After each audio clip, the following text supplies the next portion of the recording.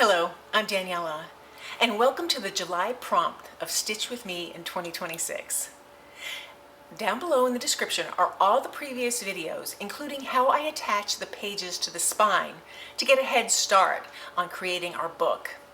Today's prompt for July is the fern stitch. Now, I'll show you the fern stitch in this video, I'll show you how I do my prompt, and then I'll have links to a fern stitch playlist where I show a couple of other variations to the fern stitch.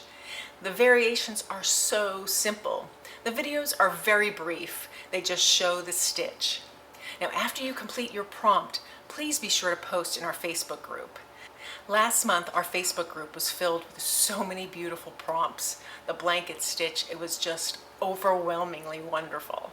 So I hope we can do the same thing again with the fern stitch. So let's get started. So here is my fern stitch sampler. I think it's a beautiful stitch, another one to work on.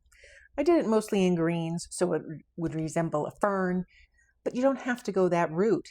You can use arrows, you can make it into a flower.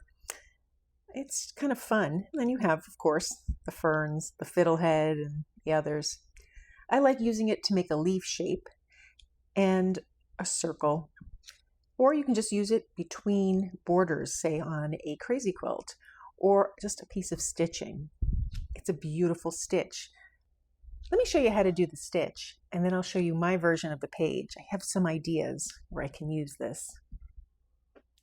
So I have additional videos showing the different ways to use this stitch, but a quick version of how to make just the simple fern stitch is I have my line that I'm going to do my stitching on. And then I made two parallel lines, and I just used dots to show where my stitches are going to go. So I have my needle and thread, the knot on the end. I'm going to come up first here at the top dot and go down to the next dot. You can vary these stitches to whatever size you'd like. And then I'm going to come up here a little higher than 9 o'clock, maybe 10 o'clock, and come down right to that second point again. And I like the top stitch to be taller than the stitches on the side.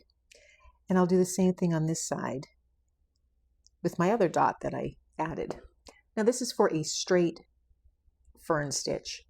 If you want to curve it, you do a similar process, and I have a video on that.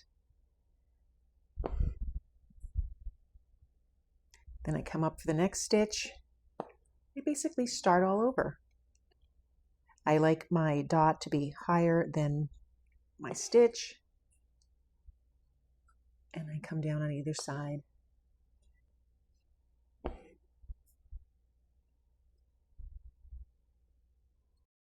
Now you can vary this stitch by varying the stitch length, number of threads you use, and the color. I think it's a beautiful stitch. Just little straight lines, a series of straight stitches. Now you could stop there, but I like to just include a final stitch for a stem of a fern. And then when I remove my little ink marks, you can see a beautiful fern stitch. So that's just the basic fern stitch, but you can see it has so many possibilities. So in a previous video, which I'll include the link in the description, I stitched all my pages to the inner spine, all the pages I've completed so far, and I still have room to stitch the new ones. So here I have the July page that I'm going to use for today's prompt. Now I want to do something a little different than I've done in the past with this. So I have my page, and the side is the spine. I'm just going to make a little line here so I can keep in mind that this is where I'm going to stitch it down. So I don't have that room to work with, but I have the rest here, and I've turned the pages under here, the fabric under, to give me a nice seam because I decided that's what I'm going to do this year. I also have my label. I showed that in a previous video, and after I do next month's prompt, I'll write that on the back and I can trim this down accordingly. I think I'm going to create a base here and then make a fern garden. And of course, I'm going to use the fern stitches and I'll have them swaying and moving. But I also wanted a little more depth. So I have this stencil. It's just a fern stencil. I don't know where I got it. I have a lot of stencils that are in my collection. And I'm going to dab paint onto my fabric. So I'm going to kind of make a custom fabric. I have acrylic paint and I have fabric medium.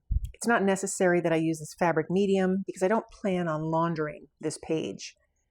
The reason I'm using the fabric medium is that I want to make the paint a little soft so that I can stitch through it.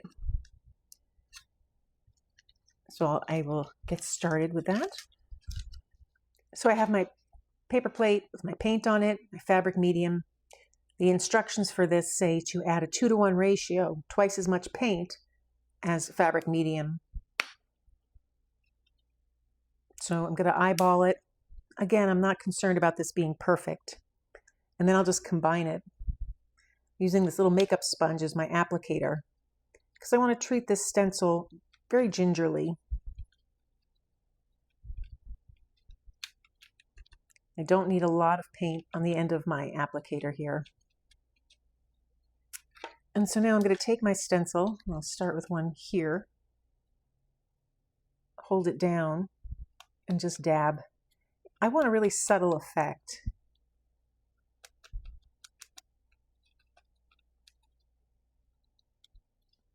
And I like that. And now I'll just add a couple more. Maybe I'll have this going this way. It'll go completely smaller. A little more paint, hold it down. And I'm just dabbing up and down. And then maybe one more. I'm going to clean this stencil so I can flip it over and get the reverse image. So now I have my fern here, and I want to flip it over so I can get a different effect. And I don't want the fern to be so high, maybe just like this. Again, I take more paint on my makeup sponge and just dab.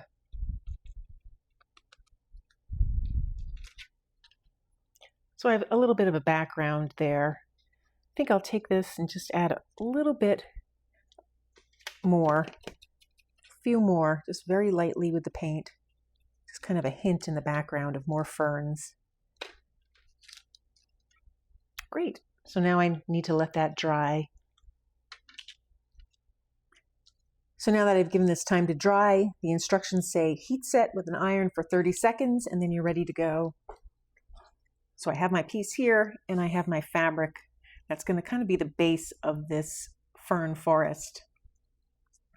First thing I want to do is stitch this in place. I'm going to trim it down a little. And now I'll stitch it in place. So now that I have my ferns here and I have my sampler to choose from, I can add a few little ferns that I want to stitch. Again, keeping in mind that this area is going to be attached to the spine. And I think I'm going to put my label up top here, although depending on the next prompt, I might put it lower. I'll just keep that in mind when I'm doing my design planning. And now I'll just sketch out some ferns.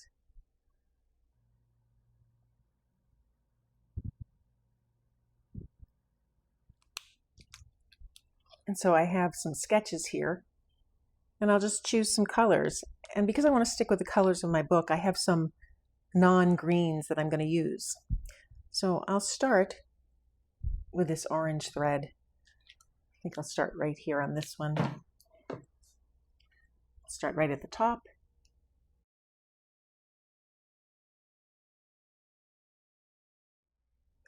So I completed my first fern, and now I'm going to work on the additional ferns with different colors from my book, and I'll show you the results.